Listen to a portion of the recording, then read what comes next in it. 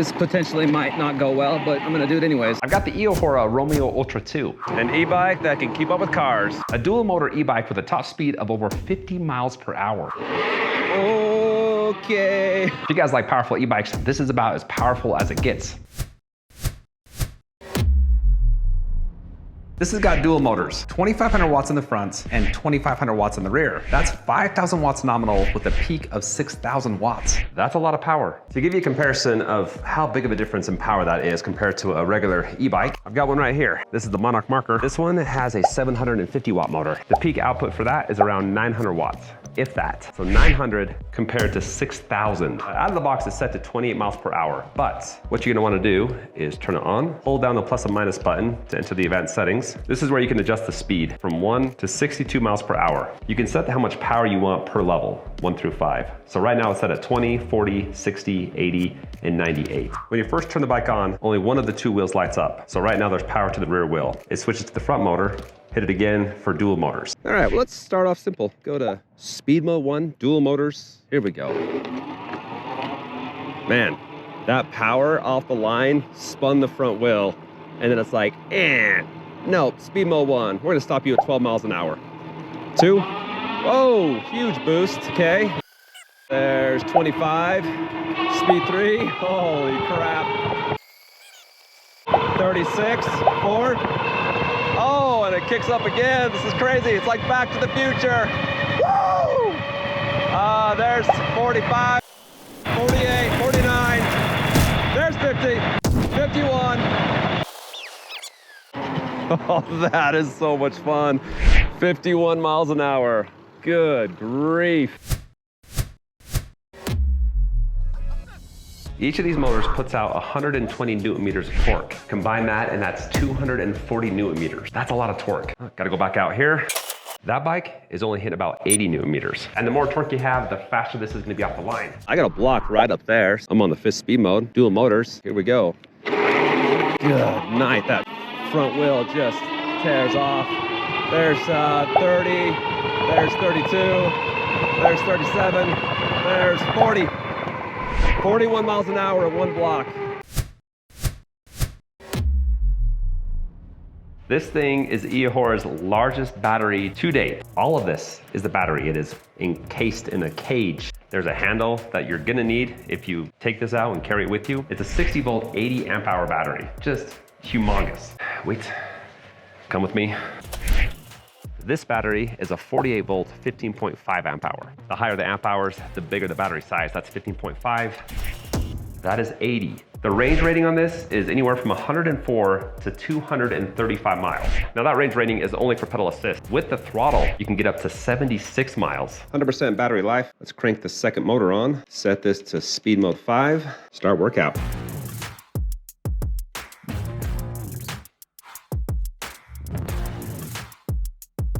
Back home, went 24.87 miles, hour and a half ride. Average speed was more like, 33, 34. Elevation gave us 2,484 feet. Still got 71% battery life left. Battery's huge, and you can go fast and go far.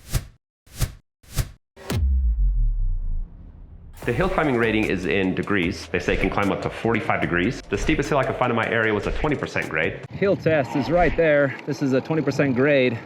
A block long hill. It is hot. It's over 100 degrees, and I've been riding this for about 45 minutes. I've got 89% battery life. Got dual motors, speed mode 5. Here we go. And quickly, wow, 16, 17, 18, 19, and 20 over the top. I treated that like it was a flat road. Holy crap. You got hydraulic brakes. I like this tank there that shows you the brake fluid. Got motor cutoff. That's a 240 millimeter rotor. Comparison time again, weight one. Most of your standard e-bikes are gonna be 180 millimeter. 180 compared to 230. Yeah, there's 30, 33, I'm going too fast. Jeez, 30, here we go. Wow, I actually didn't skid the tires. At the beginning, I didn't slam on the brakes because I was going 36 miles an hour, but then I really pulled down on the levers and I still couldn't slide the tires. I'm glad to see that because this is a very heavy bike. It goes very fast. You don't want to lose control, skidding the tire. So brakes are fantastic.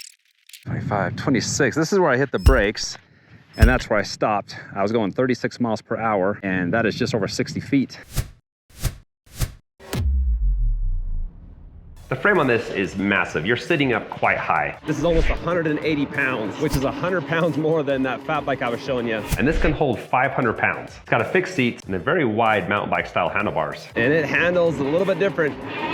It's a little bit slow, which you would expect. It's got a lot of weight to turn and move. Check out the suspension. That's motorcycle style. Love the color. You can adjust it. It's air suspension. Those tires, they are smooth and beefy at the same time. And then you got rear suspension underneath the saddle. It's kind of hard to show you, but you can adjust that as well. Bump here for the suspension. Well, that's actually pretty good. Pop up the curb here.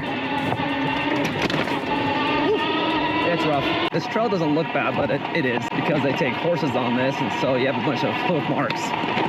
This isn't a bike that I would take off-road for a very long time.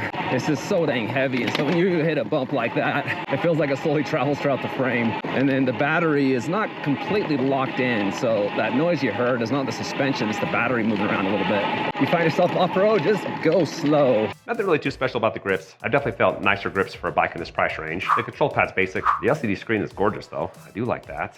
And you got a horn. Ooh. Got a bright headlight in the front, tail lights behind the seat. When I hit the brake lever, secondary light comes on and it flashes. When you first turn the bike on, it goes into park mode. And in this mode, the throttle doesn't work. To take it out of park mode, you set the brake lever. Let me walk you through all the advanced settings. First, you got display settings, trip reset, change the units, brightness is set to 100%. I'm gonna lower that down so it's easier to see on my phone. Auto off is set to 5 minutes. If you can change that a minute at a time up to 10 minutes. You can set a password, you can set the wheel size, you can turn the cruise on and off, and that's pretty much it.